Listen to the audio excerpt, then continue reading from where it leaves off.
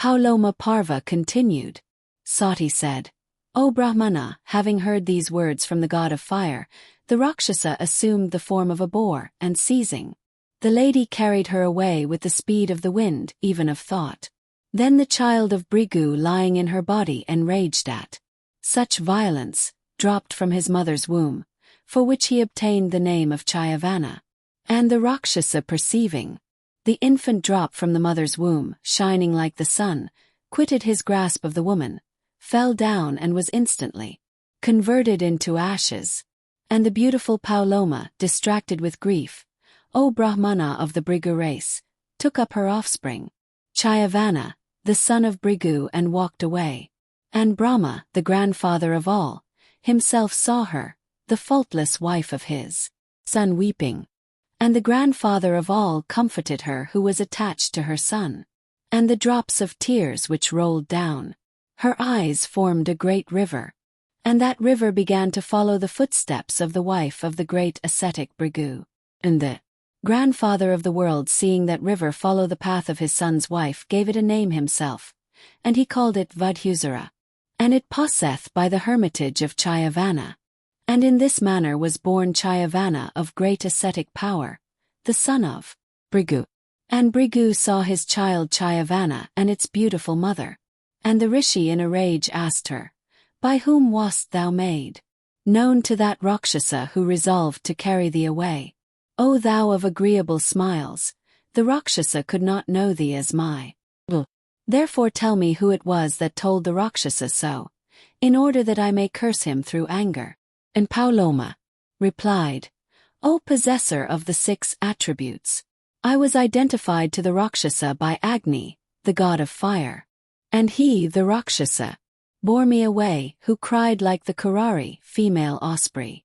And it was only by the ardent splendor of this thy son that I was rescued, for the Rakshasa, seeing this infant, let me go, and himself falling to the ground was turned into ashes." Sati continued. Brigu, upon hearing this account from Bhishma, became exceedingly enraged. And in excess of passion the rishi cursed Agni, saying, "Thou shalt eat of all things." So ends the 6th section called The Curse on Agni, in the Adi Parva. Sati said, "The god of fire, enraged at the curse of Brigu, thus addressed the rishi, What meaneth this rashness, O Brahmana, that thou hast displayed towards me?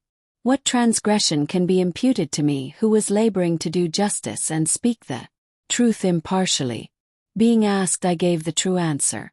A witness who, when interrogated about a fact of which he hath knowledge, representeth otherwise than it is, ruineth his ancestors and descendants both to the 7th generation. 2. Who, being fully cognizant of all the particulars of an affair, doth not disclose what he knoweth, when asked, is undoubtedly stained with guilt. I can also curse thee, but Brahmanas are held by me in high respect. Although these are known to thee, O Brahmana, I will yet speak of them, so please attend. Having by ascetic power multiplied myself, I am present in various forms, in places of the daily homa, at sacrifices extending for years, in places where holy rites are performed, such as marriage, etc., and at other sacrifices, with the butter that is poured upon my flame according to the injunctions prescribed in the Vedas. The Devas and the Pitris are appeased. The Devas are the waters. The Pitris are also the waters. The Devas have with the Pitris an equal right to the sacrifices called darshas and purnamesas. The Devas therefore are the Pitris, and the Pitris the Devas. They are identical beings, worshipped together and also separately at the changes of the moon. The Devas and the Pitris eat what is poured upon me. I am therefore called the mouth of the Devas and the Pitris. At the new moon the Pitris, and at the full moon the Devas, are fed through my mouth, eating of the clarified butter that is poured on me. Being as I am their mouth, how am I to be an eater of all things, clean and unclean? Then Agni, altar reflecting for a while, withdrew himself from all places, from places of the daily homa of the Brahmanas, from all long-extending sacrifices, from places of holy rites, and from other ceremonies.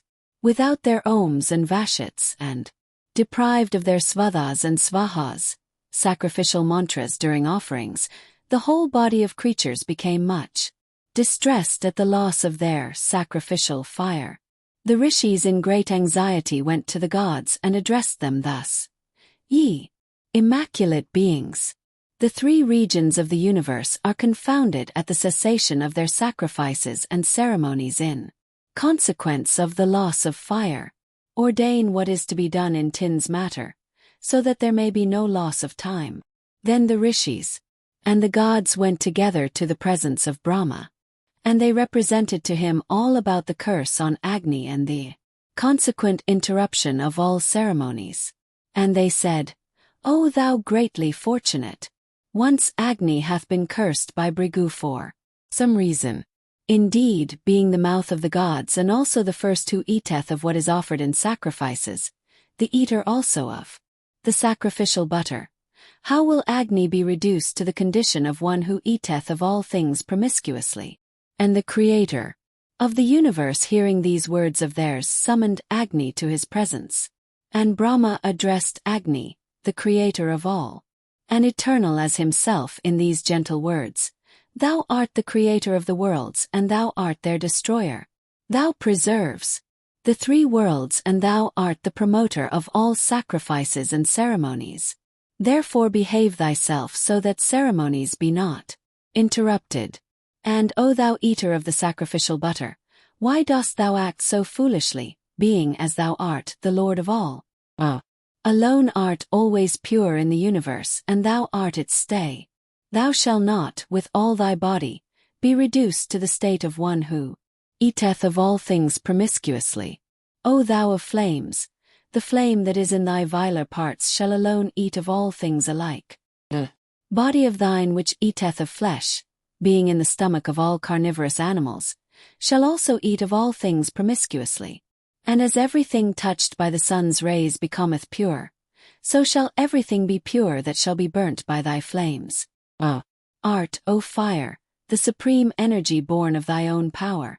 Then, O Lord, by that power of thine make the rishis' curse come true. Continue to receive thy own portion and that of the gods, offered at thy mouth. Sati continued. Then Agni replied to the grandfather, So be it. And he then went away to obey the command of the Supreme Lord. The gods and the rishis also returned in delight to the place whence they had come. And the rishis began to perform as before their ceremonies and sacrifices. And the gods in heaven and all creatures of the world rejoiced exceedingly. And Agni, too, rejoiced in that he was free from the prospect of sin. Thus, O possessor of the 6 attributes, had Agni been cursed in the days of yore by Brigu, and such is the ancient history, connected with the destruction of the Rakshasa, Pauloma, and the birth of Chayavana. Thus in death the 7th section of the Pauloma Parva of the Adi Parva of the blessed Mahabharata